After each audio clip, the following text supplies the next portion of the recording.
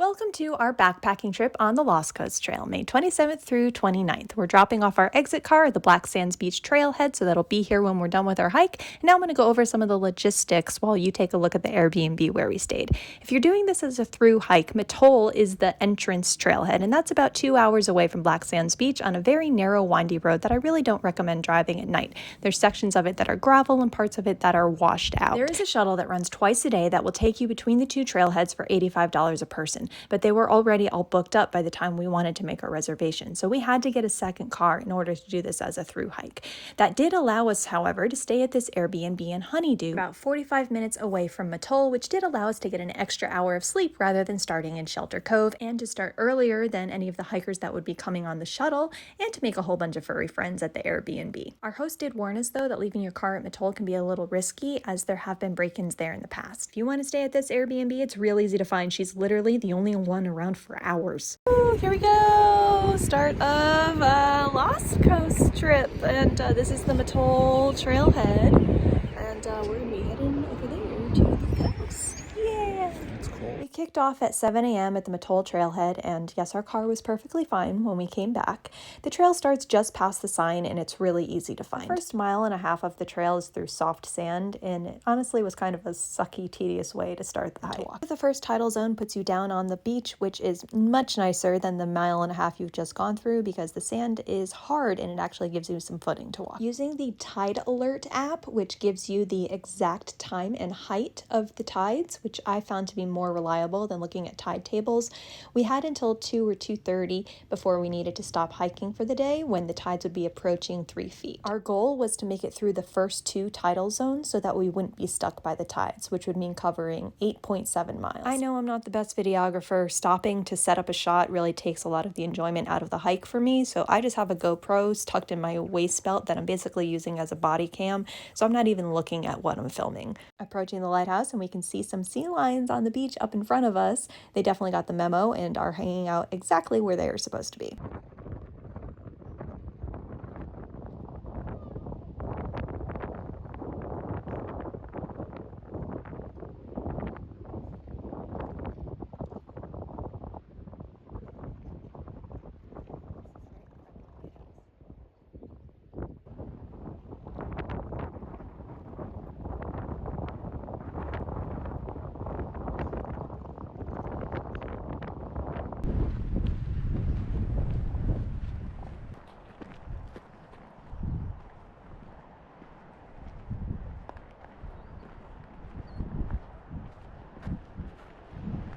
I can't discern where the trail goes, or if we should just cut down on the beach and go that way. I think we should just cut down on the beach. Yeah. Thanks, guys. Got the whole fucking place to lay. Just gotta lay in our trail. We were making good time until the sea lion blockade.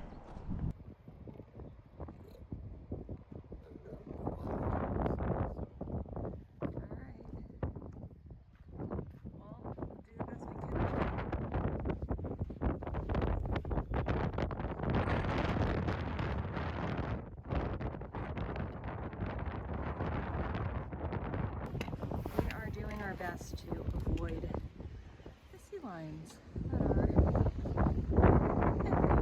everywhere. It was sea lion mating season, and man, they were everywhere. We really did our best to try to stay away from them as much as possible, since they can become aggressive during mating season, but more than anything, they really just seemed curious as we were picking our way through the rocks trying to avoid them.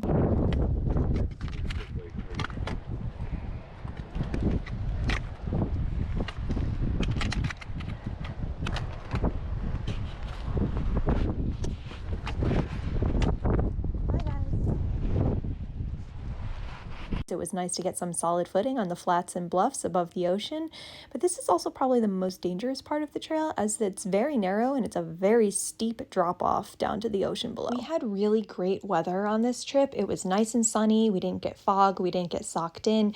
There really wasn't much wind, even though if I put the sound on, it will sound very loud and very windy, which is why you're getting a lot of voiceover here. And maybe I'll throw in some cheesy music. We'll see. The high during the day was low 70s, 73, 74, and then the low at night was high 40s, 47, which was really comfortable for us as we have a two-person sleeping bag and we were able to cuddle and share body heat. Sea lion gulch. The campsites at Sea Lion Gulch Camp all seemed to be pretty exposed. You weren't really able to camp in the gulch itself, just on the bluffs up above it on either side. The second tidal zone, which is one of the more difficult and grueling parts of the hike as you're going through a lot of gravel and over pebbles and rocks, and it really slows down your pace and has a lot of tricky footing. I never thought I would be so happy to be back on sand again. Look for this sign for the impassible boulder workaround. But don't make the mistake of going too far into the gulch to try to look for the trail because it's not there. We had to work our way back out. The trail is immediately to the right when you first get up onto the bluff. Keep an eye out for the wooden posts to show you the way.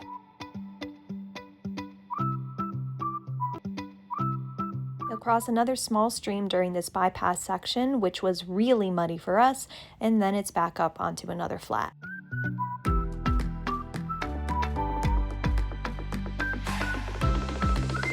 Before dropping you back down onto the beach again.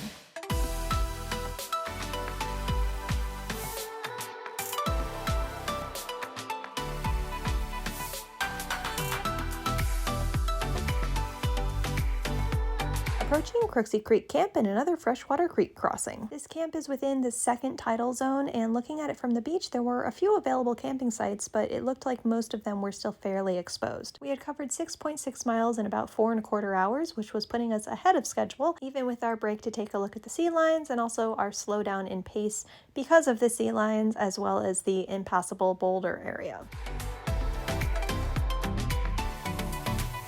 We reached Randall Creek Camp, which is just outside of the second tidal zone and was our goal for the day at around 12:30, which was 2 hours ahead of schedule. So we took a long break, relaxed, took a nap, soaked our feet in the stream, got something to eat. The camping sites at this creek were on the bluffs up on either side of the gulch. There wasn't really anywhere to camp down in the gulch itself.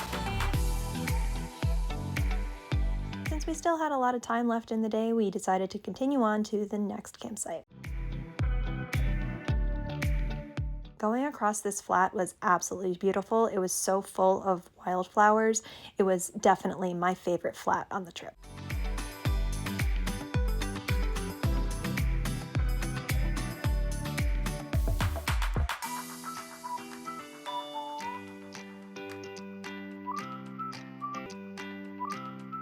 We saw a deer climbing up the hillside.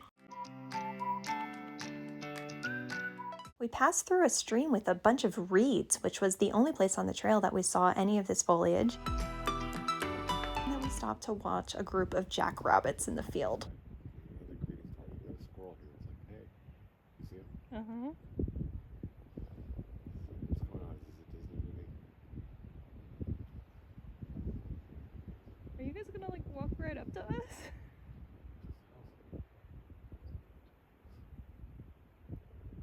We reached Spanish Creek Camp around 4:30, and after checking out the available campsites, of which there were many, we decided to set up camp for the night.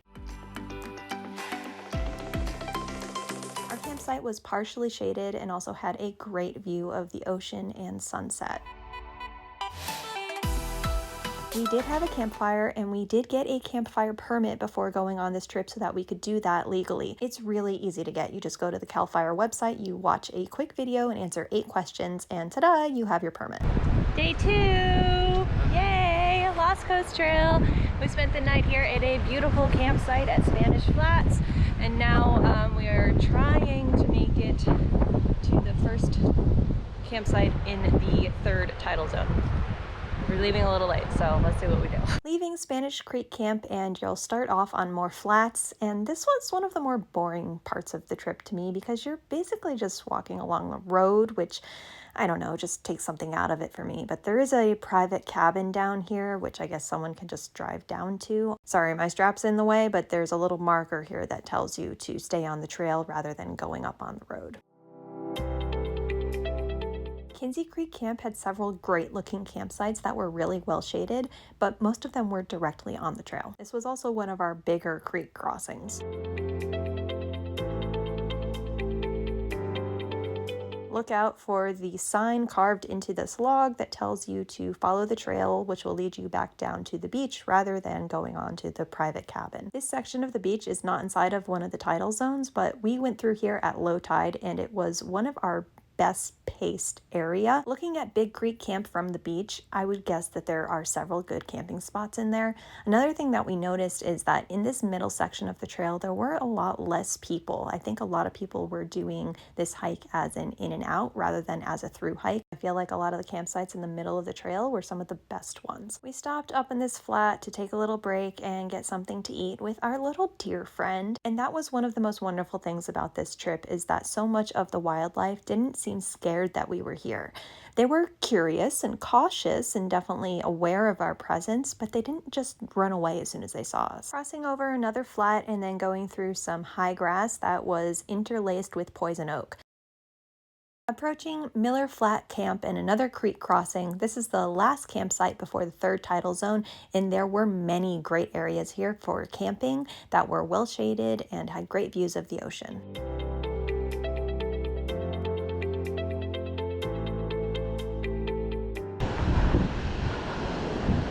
And now we enter the last. Does this mean the LCT is down there, or does that mean this is the LCT? No, it's down there. It's on the beach. Dropping down into the third tidal zone, and you have to backtrack a little bit here right at the beginning to get down at the beach. And this one, more so than the other two tidal zones, you could see how you would run into a big problem if the tide were to come in. There were several tide pools along this section that you could go and check out. Don't worry, we didn't touch him. This is just to give you an idea of the size.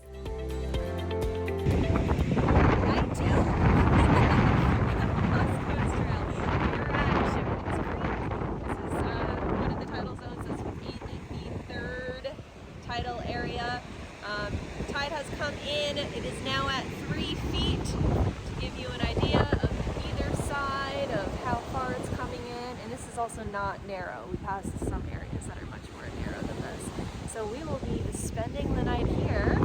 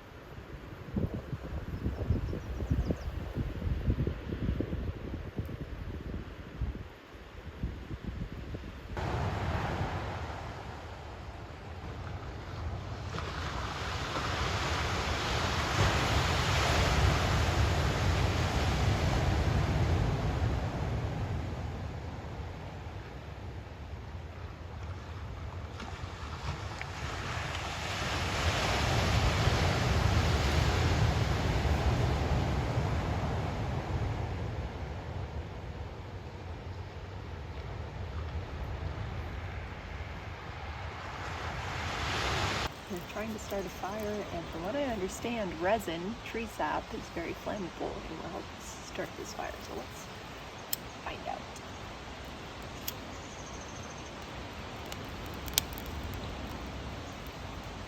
Well, there you go. Put it in there before it gets got a fire.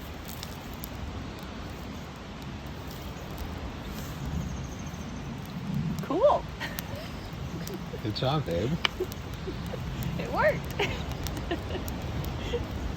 Shipman Creek had a lot of great campsites. It's the first campsite within the third tidal zone. This campsite is probably one of the best campsites we've had ever. I forgot I left my GoPro on time lapse. So here we are, start of day 3, yay! And we have a lot of time, so we're gonna go check out some tide pools. Are you ready for the last day? Ready for the last day. Sad to go.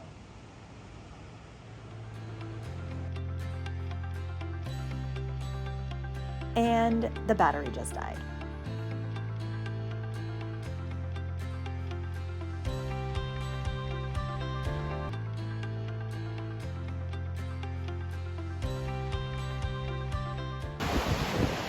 Totally a baby.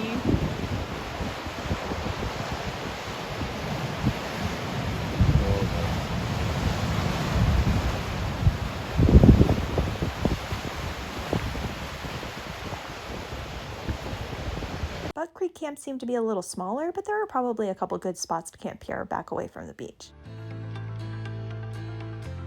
So this is a more narrow section, and right now it is low tide.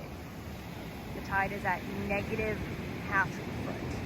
see how high it's coming up there.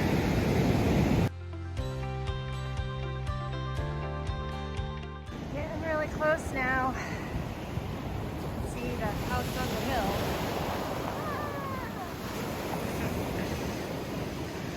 House on the hill where the trail is.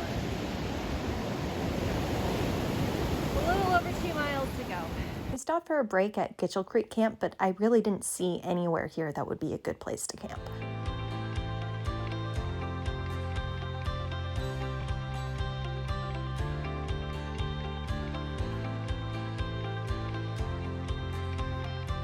Passing by Horse Mountain Creek Camp, and there might have been a couple of spots back in there away from the beach.